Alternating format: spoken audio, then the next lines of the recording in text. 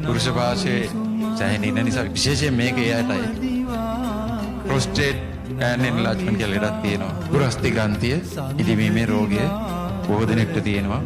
වයසට යනකොට උගක් අයට හැදෙනවා මුත්‍රා පිට කිරීමේ අපහසුතාවය. මුත්‍රා ඉතුරු වීම දැනට තියෙන අතුසර බා.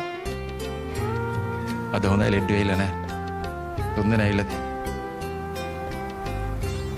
මේක කොහොමත් අපි ලෑස්ති වෙන එක හොඳනේ කල්ැතු. මොකද වයසට යනකොට මේ මුත්‍රාශයේ මේවා දෙවියන්ගෙන් ලැබෙන දේවල් නේ. මුත්‍රාශයේ මුත්‍රා පිරෙන්න පටන් ගන්නවා. පරදිනනකොට මේ විශාල වෙනවා. වැඩියෙන් වතුර බොන්න කියලා දොස්තර මහතුරු කියනවා නිතර දෙවිල වතුර බොන්න කියලා.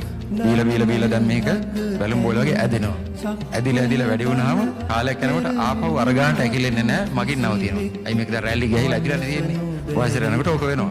දැන් මේක ප්‍රෙෂර් එක නැති වුණාම මුත්‍රා යන්නේ නැතුව ඉතුරු වෙනවා. එතකොට ප්‍රොස්ටේට් පුරස්ති ග්‍රන්ථිය ඉදිමුණාම ඒක චූටි පීලි දෙකක් වගේ තියෙනවා. මුත්‍රා නාලයේ මැද්දෙන් තියෙනවා. මේක ඉදිමිලා හිර වුණාම ඉතින් යන්නේ නැහැ.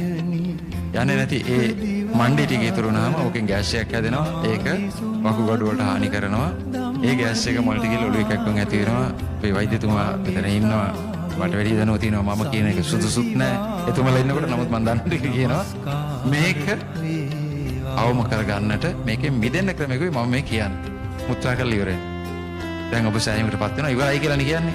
ඉවර නැහැ කියලා මං කියනවා.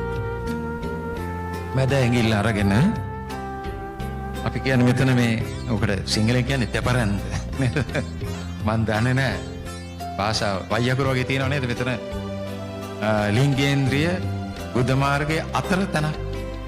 ඒ කෙලින් තමයි පුරස්ගන්ධය තියෙන්නේ. මෙතන පරිස්සමෙන් මෙහෙම කරලා උඩට තෙරපන්නකො. මොකද වෙන්නේ බලන්න. අන්න ඉතුරු මුත්‍රා ටික යනවා.